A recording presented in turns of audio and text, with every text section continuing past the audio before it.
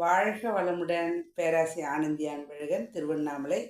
இன்னைக்கு சிந்தனையாக என்ன எடுத்துக்கலாம் அப்படின்னா, மாக்கோலமாய் விளைந்த மதி விருந்திலிருந்து சுவாமிஜியோட பாடலாக இன்னைக்கு 4வது நாள் பாடலாக முறையான துறவு அப்படின்ற விதத்துல சிறிது நேரம் நம்ம ஆராய்ச்சிக்கிறதுக்கு போகிறோம். துறவு அப்படின்னாவே பார்த்தீங்க அப்படின்னா வேண்டாம் தான். வீடு வேணாம், மனைவி வேணாம், கணவன் வேணாம், மக்கள் வேணாம், எதுவும் வேணான்னு சொல்லி விட்டுட்டு போகிறது தான். ஆனால் இதில் என்னங்க முறையான துறவு அப்படின்றத இன்றைக்கி நம்ம சிந்தனைக்கு எடுத்துக்க போகிறோம். ஏன் இதை சொல்கிறேன் அப்படின்னா, சுவாமிஜி சொல்லுவார், மண் மீது பெண் துணையால் பொன் கொண்டே வாழ்கின்றோம், மாற்றுவதேன் மூவாசை மதி கொண்டே செயல் புரிவோன்னுவர். அப்போ இந்த மூவாசைக்கு மட்டும் கிடையாது, மண் பெண் பொன் எல்லாமே தேவை. அப்போ எல்லாமே இதில் தான் நடந்தாகணும். உடலில் உயிர் ஒட்டி இருக்கும் வரை ஆசை என்பது இருந்து கொண்டு தான் இருக்கும். அந்த ஆசை எப்படி இருக்க வேண்டும் என்பது தான் இங்கே நம்மளுக்கு பதில்.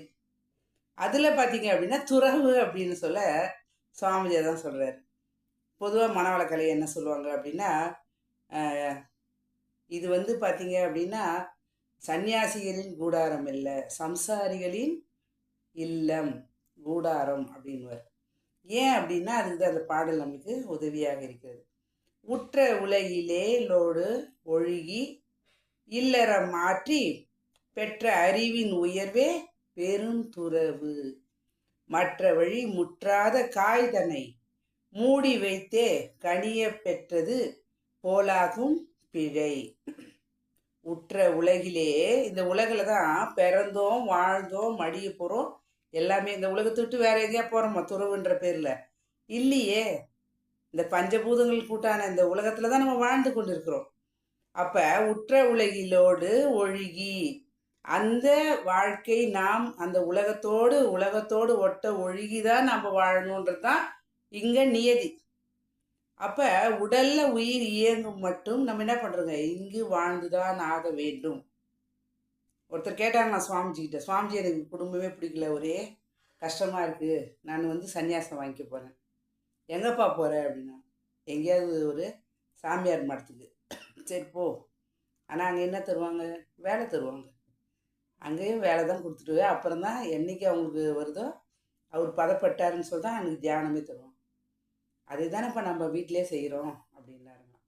அப்போ பாருங்கள், எதுக்காக இது சொல்கிறாங்க அப்படின்னா, குடும்பம் அப்படின்றதே பார்த்தீங்க அப்படின்னா, துறவு அப்படின்னா என்ன நினைக்கிறாங்கன்னா, குடும்பத்தை விட்டு ஓடி போயிருதுன்னு தான் நினைக்கிறாங்க.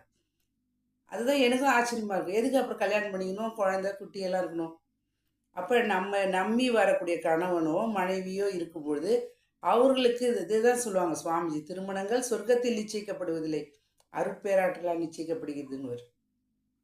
அப்போ நம்ம குடும்பத்தோட ஒட்டி ஒழுகல் இருக்கும்போது தான் என்ன பண்ணுறோங்க, நம்மளோட பதிவை கழிப்பதற்கு ஒரு வாய்ப்பு இறைவன் கொடுத்தது. அப்போ இல்லறம் ஆற்றி இல்லறத்தில் இருக்கணும். அதான் சொன்ன இல் ப்ளஸ் அறம். அற வாழ்க்கையை இல்லறத்தில் இருந்து கொண்டு தான் நாம் பயன்படுத்த முடியும். நம் பதிவை போக்கிக் கொண்டு, வினைப்பதிவை போக்கிக் கொண்டு பிறவி பயனை அடைய முடியும். பெற்ற அறிவின் உயர்வே பெருந்துறவு. அப்போ குடும்பத்திலே பார்த்தீங்கன்னா, நான் எல்லாரும் 5 விரலும் ஒன்றா இருக்கேன்னா கிடையாது. ஆனால் இந்த 5 விரலும் ஒன்றா இருந்தால் தான் இங்கே பிரச்சனை. அப்போ சில பேருக்கு உடல் வலி அபிரதமாக இருக்கலாம், ஒருத்தர் அறிவில் உயர்வாக இருக்கலாம், ஒருத்தர் செல்வத்தில் இருக்கலாம், ஒருத்தர் புகழில் இருக்கலாம், எப்படியா இருப்பாங்க. 7 சம்பத்துகள்னு ஒரு சுவாமிஜி, ஒரு ஒரு மனிதனுக்கு இன்னொரு மனிதனுக்கும் 7 சம்பத்துகள் விதமாக உடல் வலிவு, செல்வம், புகழ், கீர்த்தின்னு சொல்லியிருப்பார். அதுலேயே இங்கே வேறுபாடு இருக்கும்போது, பிறந்த தாய் வயிற்றில் இருக்கக்கூடிய 2 குழந்தைகள், அதாவது இது குழந்தைங்க பிறகு பாருங்க, ட்வின்ஸு, அவங்களே பார்த்தீங்கன்னா வேறுபாடு இருக்க தான் செய்யும். அப்போ இல்லறத்தில் ஆற்றி பெற்ற அறிவின் உயர்வே பெருந்துறவு. தாமரை இலை தண்ணீர் போல நீங்கள் நம்ம வச்சுக்கணும். குடும்பத்தில் இருந்து கொண்டே நம்மளோட அற வாழ்க்கையை வாழ்ந்து கொண்டு இருக்க வேண்டும். அதான் சொல்கிறார். அடுத்த லைன் பாருங்கள், மற்ற வழி முற்றாத காய் தன்னை.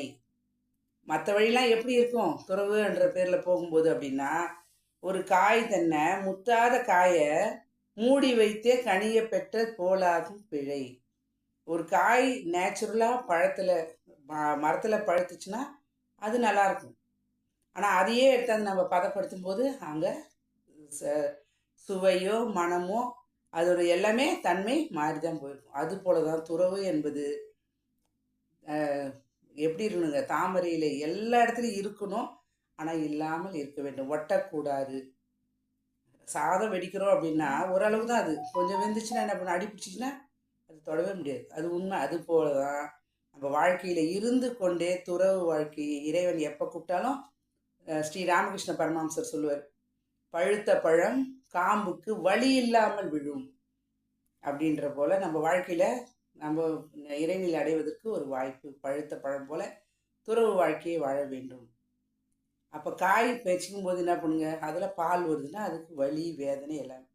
அதே போல தான் துறவு வாழ்க்கை என்பது சந்நியாசம் வாங்குதலோ இல்லை வெளியே போய் நம்ம போகிறதோ கிடையாது, வீட்டை விட்டு ஓடுறதே கிடையாது.